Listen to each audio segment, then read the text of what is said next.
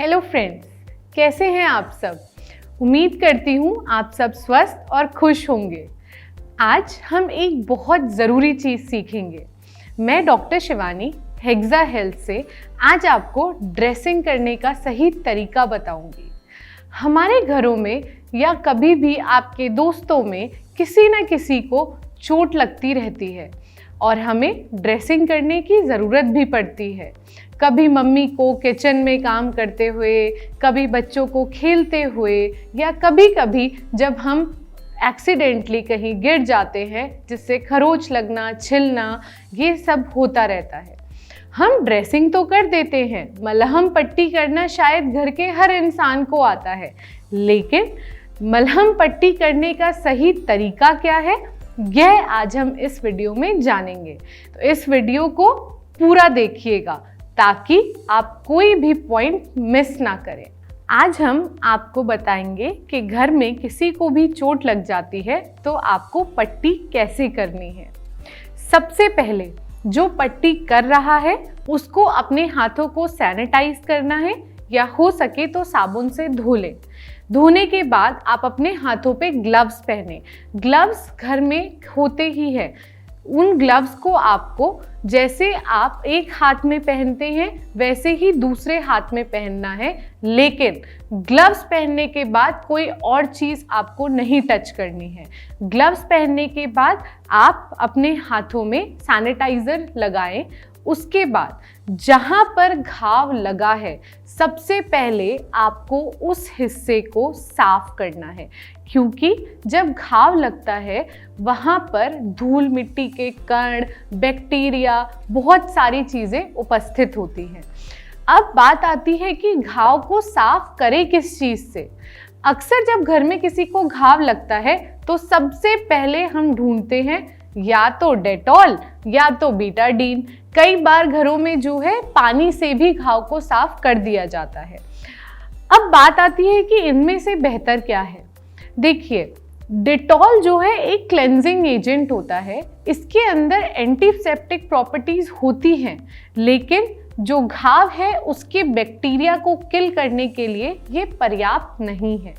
बेहतर ये होता है अगर आपके पास घर में पोविडोन आयोडीन, जो कि नॉर्मली बीटाडीन के नाम से हम जानते हैं, अगर वो अवेलेबल हो तो आप उसको ही यूज़ करें। दूसरी बात, जो बीटाडीन होता है, बीटाडीन को सिर्फ और सिर्फ ताज़े घाव साफ करने के लिए ही यूज़ करें।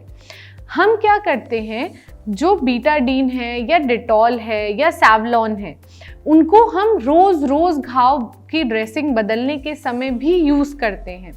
बीटाडीन हो या डेटॉल हो, इनके अंदर जो कंपोनेंट्स होते हैं वो आपके घाव पर हीलिंग होने के समय जो नई स्किन बनती है उसको भी हटा देते हैं।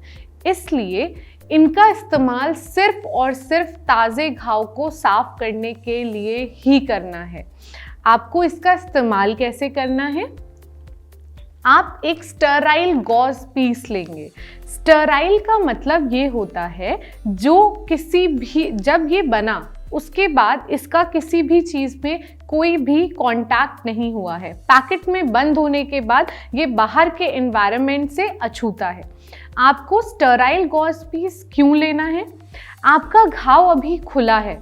अगर इस पे हम कोई भी ऐसी वस्तु का इस्तेमाल करेंगे जो बाहर के वातावरण के कांटेक्ट में है तो इस पे बैक्टीरियल इन्फेक्शन होने का चांस बहुत ज़्यादा बढ़ जाता है। हम स्टराइल गॉज लेंगे, इसको हम निकालेंगे।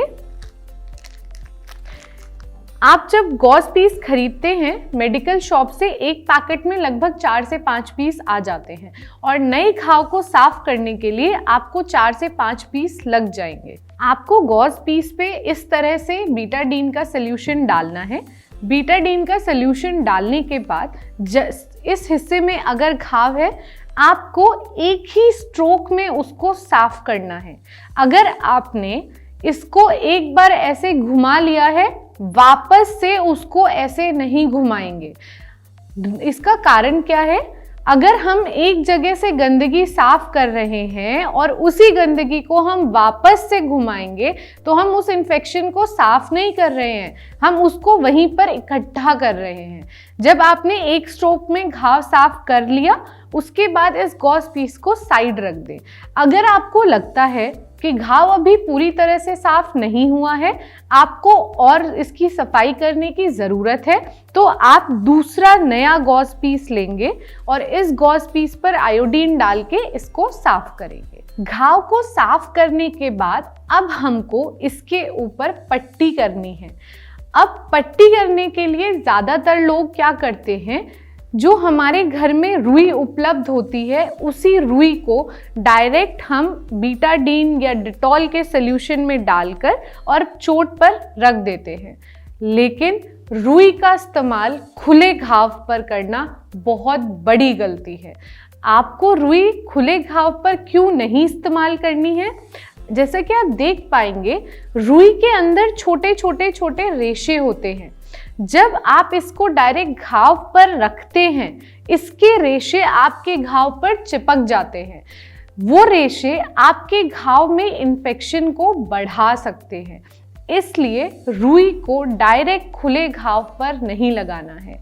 अगर आपको रुई ही इस्तेमाल करनी है, आप गॉज पीस लीजिए। गॉज पीस को ऐसे फोल्ड होता है, इसको खोलिए, रुई को इसके बीच में रखिएगा। उसके बाद इस गॉज को ऐसे बंद कीजिए, फिर आप इसको चोट पे रख सकते हैं। लेकिन अगर आपके पास गॉज पीस है तो रुई को रखने की ज़्यादा ज़रूरत है नहीं। अगर आपको लग रहा है कि एरिया थोड़ा ज़्यादा है, आपको थोड़ा मोटा ड्रेसिंग करना है, तो आप रुई रख सकते हैं, लेकिन गॉज के अंदर डायरेक्ट रुई नहीं रखेंगे। गॉज पीस लेंगे, इसके ऊपर आप बीटाडीन ऐसे लगाएंगे। बीटाडीन लगाने के बाद आपको इसको चोट के ऊपर ऐसे रखना है। अगर आपका एक गॉज पीस से चोट ढक जाती है, बहुत अच्छी बात है। अगर नहीं ढकती है तो आप दूसरा गॉज पीस ले सकते हैं उस चोट के आसपास रखने के लिए। ये रखने के बाद आपको अब इसको हमें एक ही जगह पे फिक्स करना है ताकि ये पट्टी हिले ना। इसके लिए मार्केट में बहुत सारी चीज़ें अवेलेबल होती हैं, पर बात तो ये है कि हमें तो नहीं पता कौन से घाव पे कौन सी पट्टी लगनी है। हमें जो मेडिकल स्टोर से मिल जाता है हम वो लगा देते हैं।